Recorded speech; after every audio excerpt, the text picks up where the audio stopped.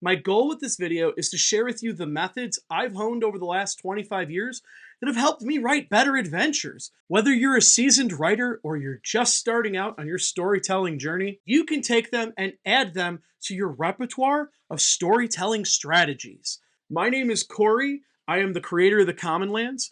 I work as a special education teacher by day, and by night, I'm a college professor of writing. I've been publishing tabletop games since 2020, and my newest book, WANDERVERSE, is coming to Kickstarter March 25th. If you're interested in this content or learning more about storytelling, click the link below and join the Kickstarter pre-launch.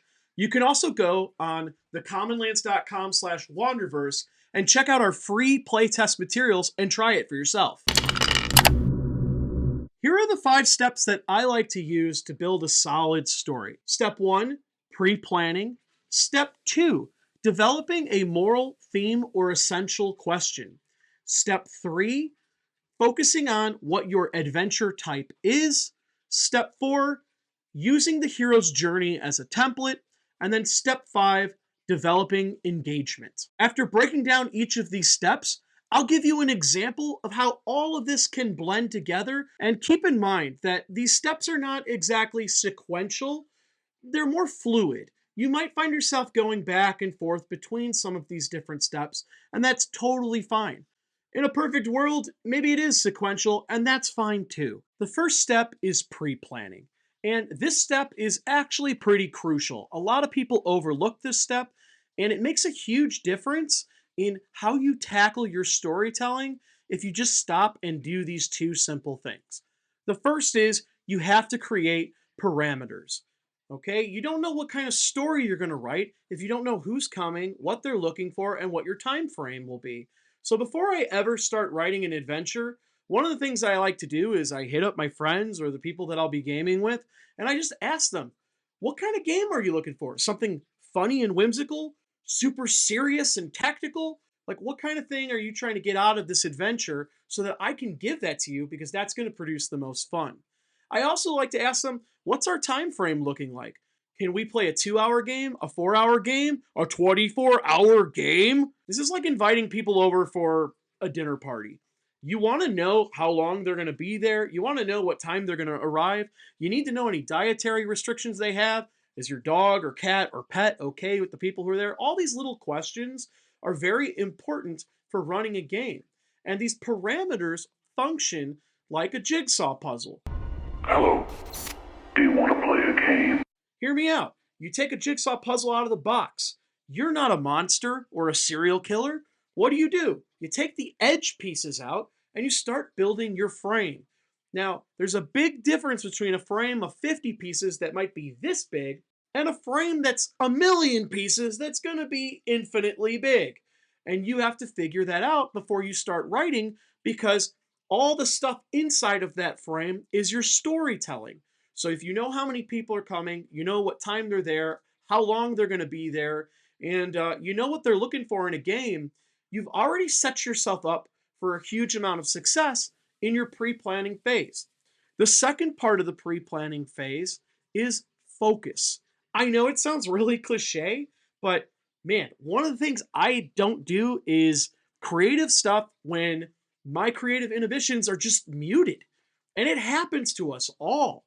You know, you have a rough day and you think, oh, I just want to do this thing I love doing. And you sit down and you do it, and you can't hit anything. Swing and a miss.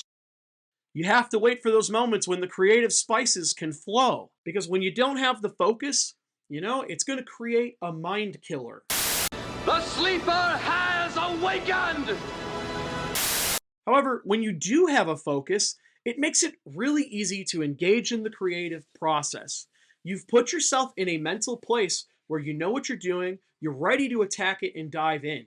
So just getting yourself mentally prepped is extremely important before you sit down and write. Everything is set and ready for you to be successful. All right, so you have your parameters figured out. You know everything that's going on, you have it all scheduled. You put yourself in a place where you can dial in and really focus on writing your story, so you're ready for step 2. Step 2 is you need to develop a moral, a theme, or an essential question. Some of the most common themes or morals I think of come from children's stories or Disney movies, honestly. Disney movies are a great source of morals or themes, and you can just pull them out and use them for your own games. One of the most obvious ones I always think of is Beauty and the Beast. Don't judge a book by its cover. They almost literally beat you over the head with that, don't they? Cinderella, a dream is a wish your heart makes, and if you persevere and work hard, you can make your dreams come true. Finding Nemo. Sometimes you have to step outside of your comfort zone and maybe make some sacrifices if you're going to help the people you care about most. And these all seem very basic, but these fundamental morals are also fundamental truths to how we live our lives, and people connect to them on a very deep and visceral level. So when you think about your essential question, you're telling your players subconsciously, hey, there's a really deep layer here that you can connect with. And it can even be specific to the world you're operating in. If you have a homebrew world and you want to help them understand a little bit about how it works, like maybe you want your players to know how magic works in your world. It's Leviosa, not Leviosa. Emotional, damn it! Or how a political faction operates. Some of you may die, but it's a sacrifice I am willing to make. Basically, what's the big takeaway of this adventure? And I found that the best way you do this is something I call Y2K. Not the Millennium thing. Why 2,000 times? You've got mail. Look at the different angles. Really sit down and ask yourself, why? You have to have the mind of a child here. You want him to do you so much you could do anything? Got the mind of a child. One of the essential questions I like to use all the time in the Common Land setting is, what is the cost of progress, power, and innovation? And I think about that a lot in the real world too. It's a very fascinating question to me. And it reminds me of one of my favorite books written by Eric Larson, The Devil in the White City, where he explores this question really well with a dichotomy between Daniel Burnham, who is essentially Chicago's hero who rebuilt the city after the Great Fire and developed the Columbian Exposition of 1893, two of the stars on the flag. And then you have the opposite of Daniel Burnham, which is H.H. Holmes, who's considered the Jack the Ripper of the United States. He's one of the first serial killers in the U.S. And each chapter goes between Daniel Burnham and then H.H. Holmes. So the Daniel Burnham ones, we look at how he's trying to develop the Columbian Exposition and all the things he does to make his will happen. And lots of people die in that process. Building the White City for the Columbian Exposition cost a lot of lives. But nobody looks at Daniel Burnham like he's a murderer, even though his decisions led to the deaths of many more people than H.H. Holmes. Now we can see the cogs turning and the questions are pouring in, which is, what's worse? Doing something intentionally evil or doing something ignorantly evil? Especially when the intentional evil is significantly less damaging than the thing that is unintentionally evil. And where do those scales start to balance where you go, well, that is kind of worse? It's a fascinating question. And you can unpack that question, and then you're going to start blending that into your story when we get to the next step. When it comes to creating adventures, I learned a lot from World of Warcraft, actually. They essentially only have 5 types of quest that you can pick from: collect and deliver, destroy, diplomacy, endure, and protect. And I'm going to break down each of them for you here and explain how they work. So you have collect and deliver. You either find the thing or the person and you bring it to someone or to something. Like I think of Indiana Jones in Raiders of the Lost Ark, right? He's trying to find the Ark.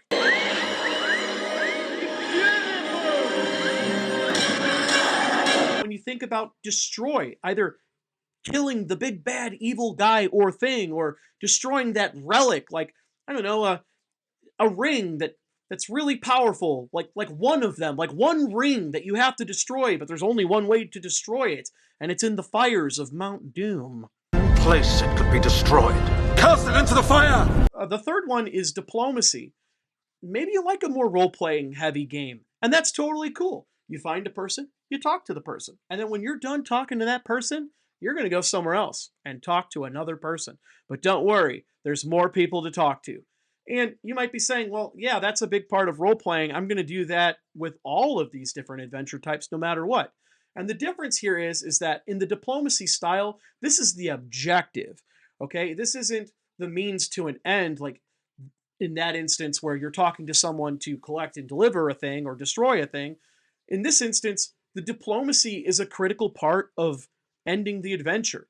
Like, we need to convince the diplomats of the bureaucracy to open up the gates of Iscariot, to let the people in who are refugees from the city of Novum. You might find some political intrigue in there because everything is about, he said, she said, they said, and who said it, who done it, and figuring it out. In an endurance type of adventure, you're looking at surviving the night in a haunted house, or just getting through the elements, like you're walking through a tundra. Where are you, Ranger? Why isn't this your favorite terrain? Get us out of here! And in a protection, you find yourself, doing probably what is most of our least favorite quests in video games, escort quests. They're terrible. The cool thing about protection in D&D is those NPCs in video games don't really talk to you or have interesting dialogue or share their emotions when your protection skills aren't that great. But in D&D, they can be really dynamic because you can also add role-playing elements where they're scared or they're excited or maybe they're just ready to dive headfirst into adventure, just like you. You can find different ways to make protection-based adventures really fun. Like, maybe there's an item that's in a keep and you have to prevent anybody from getting in there and taking it because you're on watch. Or, you're with a caravan that's delivering some goods and, man, there's some raiders that are coming around looking for what you have. Are you ready for their attack? You're going to pick one of these adventure types and you're going to take your essential question, and these are going to build the foundation for your story so that you can fill in the holes as you go. And when you get to the final step here in engagement, you'll see how we can blend these sort of things in. So now you have your essential question, you have your adventure type, and you have a foundation. And you're ready to move on to step 4, which is to work on the hero's journey. Now, some of you may have heard of the hero's journey before, which is great. It is very commonly used in all of storytelling. Now, many of you might audibly go around and be like, the hero's journey, I've heard this a million times. And you're right. There's a reason you've heard it a million times. The hero's journey is a proven story structure model that has created some of the very things you love most in storytelling. There's a reason you've heard it a million times. Lord of the Rings, Star Wars, Harry Potter, Hamlet, Lion King, which is just lion version of Hamlet. One small, one thumb as big as your head. Anything that has a chosen one uses the hero's journey structure. The reason why the hero's journey is the best story writing template for D&D is because you're not actually writing the heroes. The players are the heroes. And you're setting it all up for them to go on a hero's journey. And by the time your story is done, they will have answered your essential question, completed your adventure type, and their characters will have transformed and grown within your world or the setting that you're using. So let me go step by step through the hero's journey to help you understand how you can translate this into your own adventure story for your tabletop game. At the top of the circle, you have the start, which is your mundane place. This is the setting where your game is going to start. It could be like a tavern, it could be a guild building, it could be a library, it could be anywhere. It's your mundane place where the heroes start off their adventure. And then we get to the next step, which is a call to adventure. This is where your adventure type is going to kick in. You have collect or deliver, protect, destroy, endure, diplomacy. All of these things are your call to adventure. This is where you're going to hook your players. And what I like to do is I like to use the next step to use an NPC as a mentor that is going to help the players understand what the adventure hook is, why it matters, and kind of be like, hey, come on with me. I think of like Peter Pan when he just drops into the nursery with Wendy Darling and Michael and John. And he's like, yeah, just come on with me. I'm a dude. I'm just a dude being a guy. Let's go flying around London. And everybody's like, yeah, that sounds great. Children, am I right? This is what you kind of want to create. You want that fun NPC that's going to come in and be like, hey, here's an adventure. You got to come with me. There's giants in the hill. And then all of a sudden, everybody's like, kill up! Marvel does this like all the time. They're like, I'm Schleeplorp from Dinglebop, and I'm here to protect you from the Schwartz. And so there's your call to adventure. And so now you have your mentor. And the mentor is going to go through trials and failures, helping your player characters understand that there's an essential question here that needs to be answered. During the failures and trials section of the hero's journey, this might be where I introduce that essential question to my players. I said that one of the questions I like to use a lot in the Commonlands setting is this dichotomy of progress, power, and innovation, and keeping things the way they are and being more in harmony with the natural world. You might even find yourself having new essential questions that layer with your original question. And you should be putting them in here. And this is the best spot to do it, this spot where you're doing trials and failure, because this introduces these concepts. And now it's time to put them to the test. They go into the abyss. They are as far from home as they have ever been. If I take one more step, I'm 6 feet from it'll be the farthest away from home I've ever been. And this is the point where we're going to put your players to the test for the first time. It doesn't necessarily have to be an encounter, but it should be something that sparks a challenge and creates a conflict that will drive your story until the very end.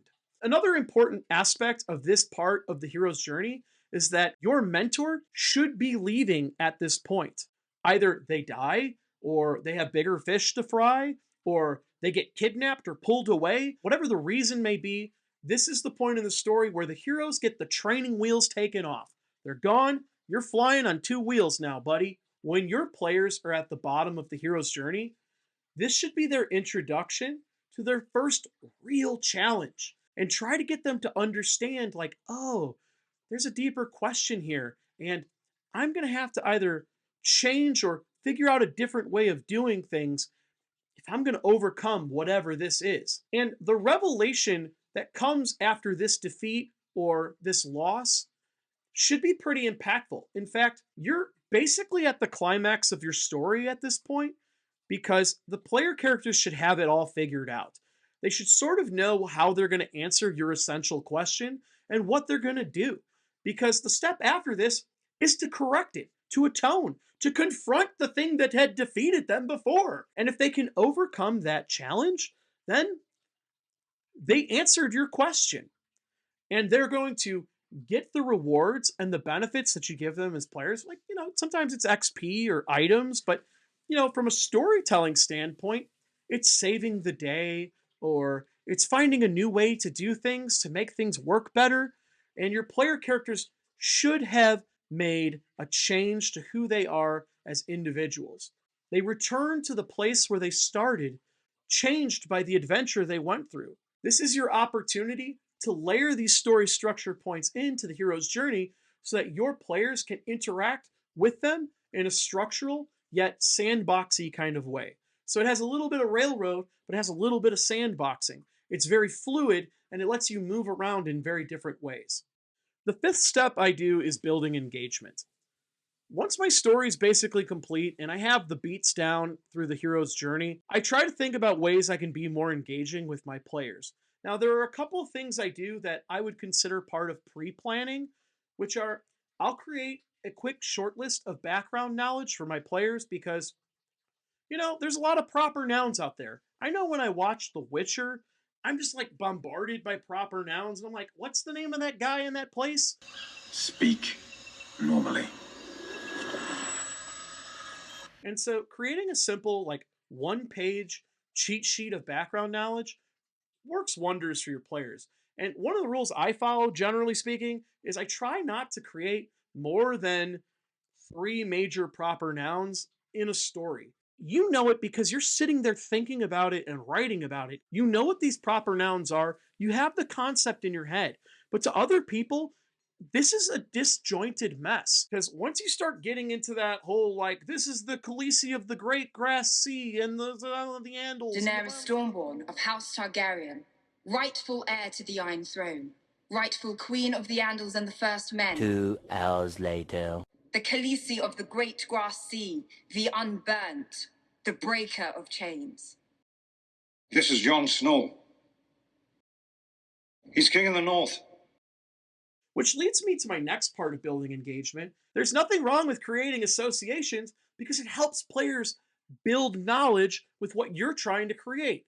So, for example, if you have an NPC and he's a big burly dude, and you start talking like the macho man, pointing with your pinky, because he's the cream of the crop, brother. I don't know if that's a good impression or not, but at the end of the day, I think my players know what I'm going for, and they're thinking, oh, okay, it's the macho man NPC. And you can start phasing that out where the NPC becomes their own thing, but you've used that association as background knowledge to help them get there. Another way I like to use associations is in storytelling. It should be very easy for you to draw upon other pop culture references that will help your players understand what the heck you're trying to do with your story. If you're fighting a troll at the bridge and the troll is asking you questions, like make the Monty Python reference, like it's totally fine. People know what that is. It helps them get deeper into the story because not everybody's going to imagine it the way you imagine it. It's your job to use words and visuals to get them to see it the way you see it. And if you can't do that, there's absolutely nothing wrong with pulling on these types of pop culture references to help people understand. In fact, you might say something with no intention of it being like something in pop culture, and you'll hear players say like, oh, isn't that like that one anime or that one movie where this thing happens? If that's going to help them remember it, hell yeah. Yes, it is. Another way that I like to build engagement is I go back to my Y2K method, which is I ask myself why 2,000 times. So when something happens in a story and it is a plot point, I want to know why it happens. And if I understand the why, I am prepared to help my players make better choices, ask questions, make decisions, make moves, get going. When the guy pops into the tavern for the call to adventure and he's like, hey, has anybody seen Schminkledork? And you're like, oh yeah, Schminkledork. Yeah, Schminkledork. He looks like this. And then you pull up a picture and it's like Urkel. When you try to figure out the answers to these questions in the moment, it takes a lot of your BPU to figure them out sometimes, right? You're thinking of a million things, the mechanics, the statistics, the story, and now you have to figure out the answers to these questions. So part of your pre-planning or part of your adventure type or your essential question or even your hero's journey, you go back and you ask yourself, why does this happen? Why does this happen? Does anyone ever think they can sometimes when you can have an end? Then you can only when you win sometimes, but when you want to, because you can think about, because sometimes you don't even know you have to. So once you have your story structure in, you really need to go around and start asking these questions because your players might want to know the answers to these questions, right? Now, there's going to be questions that are ridiculous, like, yeah, did the vampire have a pet cat? I never mentioned anything about a pet cat. Why does that matter if he has a pet cat? Well, I'm like 10% cat, and I just really love cats. So if he has a cat, he's probably a cool dude. I don't want to kill any cool dudes. Oh, okay. The idea here is that you answer the questions so that you're prepared for when the story begins. And because you've answered the questions yourself and you've thought about these different angles, when your players come in asking you questions, you'll have the answers to them. Now, I can't remember all this stuff, so sometimes I like to write it down, but it's fun to think about what these questions are going to be for me. And if this process isn't fun for you, then maybe this strategy isn't the best strategy for you. When I'm trying to figure out my story points, like, oh, there's a power ring. Why is there a power ring? Well, somebody made a power ring because they wanted power. Why did that person make a power ring? Oh, because they grew up an urchin and, they were really disparaged by their community and their mother died when they were really young. Why were they disparaged and why did their mother die? Well, they were disparaged because, people are mean and they don't like poor people. Okay, well, you can see how that can be a dead end to this story. Sure. And why did the mother die? Oh, well, because she was stealing from the king. Oh, okay. And you just unpack all of this. And as you unpack all of these things and you ask why, you make sure that they don't overlap or contradict each other. Like, that's why you're doing this, is you're making sure that these things don't contradict or override each other. And you'll start to see how they all sort of weave together and they make a cohesive story because you thought about these angles. The last way that I like to build engagement is by creating a payoff for the characters. You want to give your players a big payoff. And the way you do this in this style of storytelling is you arm them. You arm them with everything they need to answer your essential question so that they can make the best choice possible. It shouldn't be explicit. The answer shouldn't be something that's like, oh yeah, it's A. The answer should be a gray area where the players have to figure out, well, I could do it this way, but here are the pros and cons. Or I could do it this way, and here are the pros and cons. But your job as the storyteller is to give your players everything they need to weigh out all possible pros and cons. So when you're building your story and you're trying to think about engagement, you want them to know what all the pros and cons could be. And they will encounter those throughout your story. So let's put this into practice. I'm going to try and show you how this would look if I was designing this myself. I have this template here, and it's a blank piece of paper. Usually I use just a word processor, but it's also cool to use a drawing style template, which I do actually do in my grid paper notebook.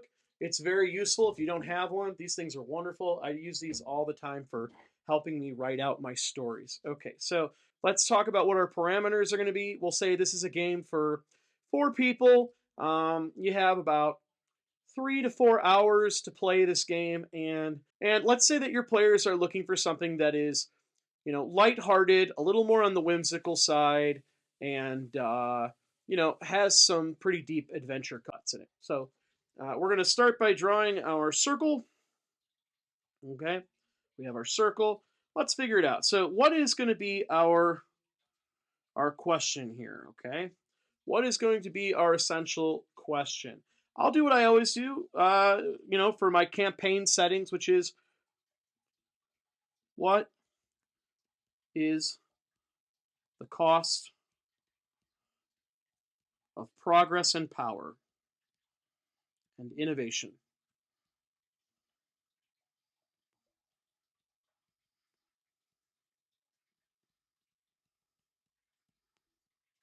Okay, what is the cost of progress, power, and innovation? And I'm going to start here. Okay, and my adventure type. My adventure type is going to be, let's call it seek and let's call it, we'll do destroy. Okay, let's do destroy. Okay. And we're going to start off in our mundane place here. We have our mundane place.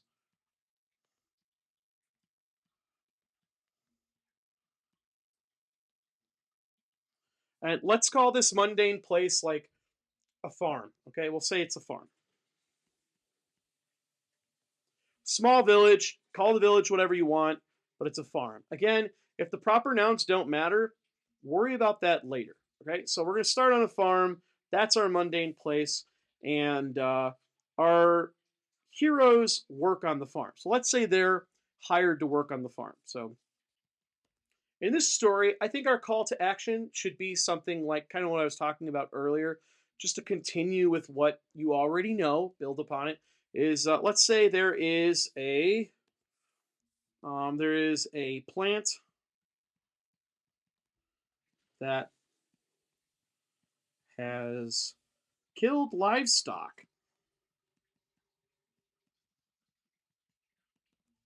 Okay, that's not good. Our little piggy boys.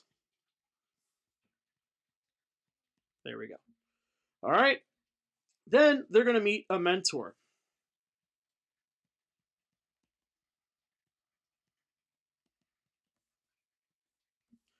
And at this point, I like for the mentor to be the person who is going to carry them on to the next section, all the way down to here where they get to the abyss. And at this point, when they meet the mentor, this is also a threshold. Okay, well, let's straighten that out. This is a threshold where they're going to cross into an unknown world. So over here we have the known world. And all of this underneath is the unknown world.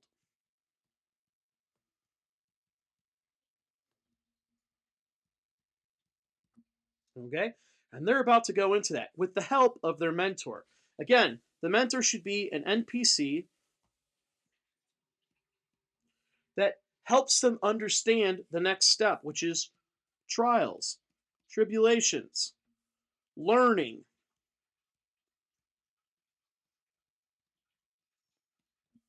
All right? Your heroes are learning what the story is. So these plants that killed the livestock, well, this has been happening for a while. And when did this start happening? Like maybe 3 months ago. See how I'm asking myself these why questions? And how did we notice this? Well, this mentor, seeing this happen, he lost someone. I'm just making this up as I go. Okay, here we go.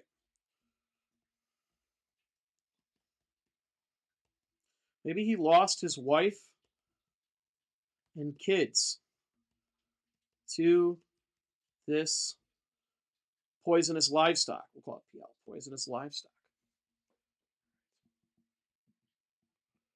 All right? And now maybe we're starting to think about like who this mentor is. Like for me, I'm a big comic book fan. Immediately my thought goes to, oh, you know who I'm going to make this guy? He's going to be the Punisher.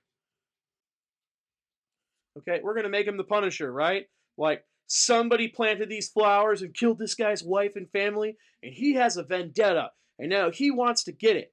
Okay, because the cost of progress here, the cost of progress is that this guy lost his family.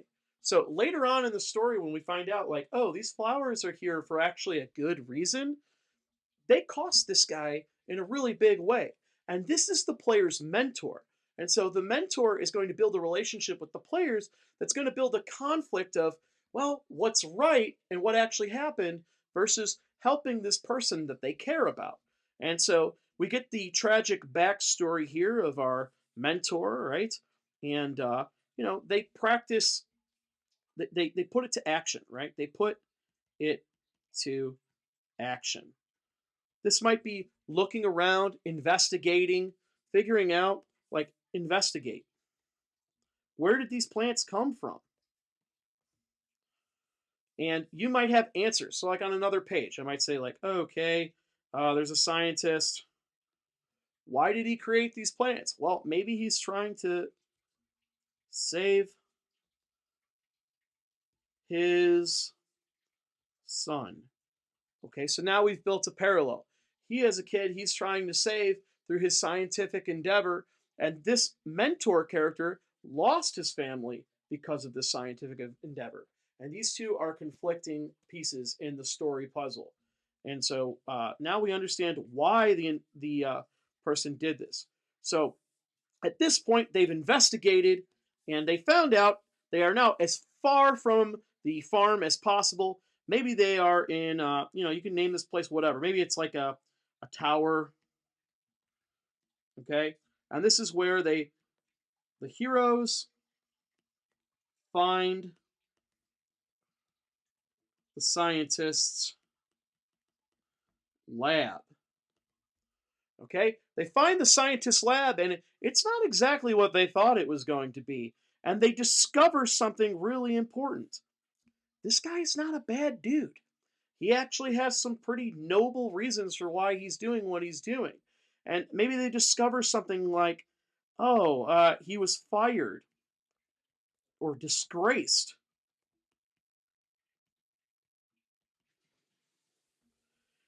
And among their investigations, something terrible happens. An explosion, which leads to our mentor character taking a little night-night. So he's gone, right? Because this is what happens at this phase of the story. And so the players have to find a way toward atonement. We have to find the scientist and actually confront him to figure out, maybe he can even save the mentor character. Maybe they can help the scientist save his son, because this is where your big revelation is. Like right here, this is the revelation happening.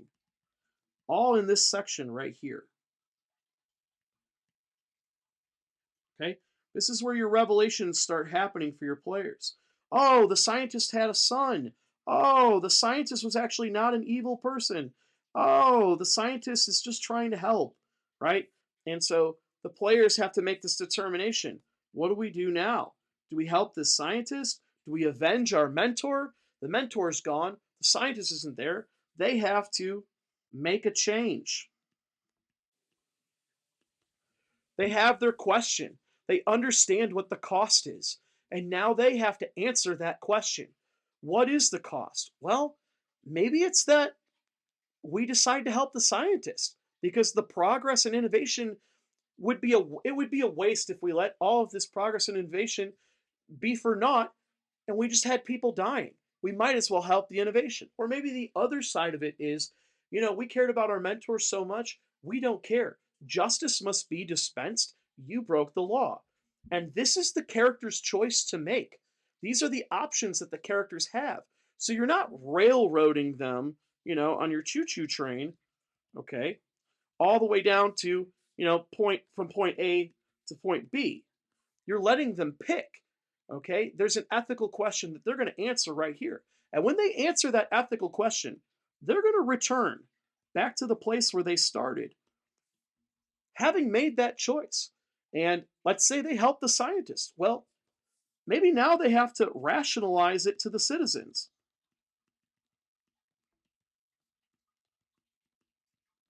Or maybe they didn't make that choice. Maybe they decided to kill the scientist, and they come back and they rationalize to the citizens why they killed the scientist, because, even though he was trying to help, he had no idea how to get to the end or to figure out his formulas, and he killed a lot of people, and it didn't really work out for him. Either way, at the end of this adventure, the players are going back to their mundane place transformed. They're different from where they started in the beginning. They were simple farmers. They were helping out with, or maybe they were just crashing on a farm and doing some side labor because, they're just trying to make a quick coin as they pass through town. But this is their mundane place. And this is the series of events as they occur throughout the hero's journey template that allow them to sort of interact with these deep questions and the seek and destroy option, right? What are they going to do with the person and the flowers, right? Are they going to destroy them? Are they going to keep them? And they'll answer these things through these questions once they get to the end, when they return back to the known world. Wanderverse is coming to Kickstarter March 25th. You can join the pre-launch with the link below. If you'd like to try out our free playtest materials, go to thecommonlands.com/Wanderverse. Let us know what you think. Join the campaign. We'd love to have you with us.